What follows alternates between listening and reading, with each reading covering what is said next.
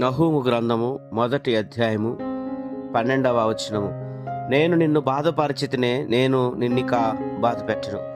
దేవుని బిడ్డలారా, గతంలో బాధకు కారణం దేవుడు తన ప్రజలను శిక్షించడం.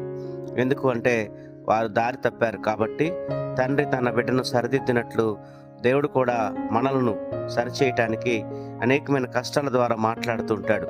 ఈ లోకంలో బాధ శాశ్వతం కాదు, కానీ అది మన మార్పు కోసమే వచ్చిందని గ్రహించాలి.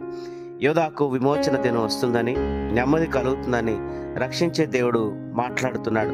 మన జీవితంలో కూడా కష్టకాలం అనేది ఉంటుంది. నష్టాలు, అబద్ధాలు, ఒంటరితనం. అయినా దేవుడు ఆ కష్టాన్ని చూస్తూ ఊరుకోడు. నీ శత్రువు ఎంతటి బలమైన వాడైనా దేవుడు నీ పక్షముగా ఉంటాడు.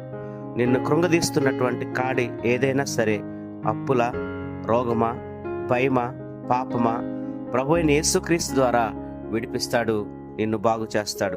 కనుక నేను నిన్నిక బాధ పెట్టనని వాగ్దానం చేస్తూ నీ కన్నీరు తుడవడానికి ప్రభు ఈరోజు నీతో మాట్లాడుతున్నాడు.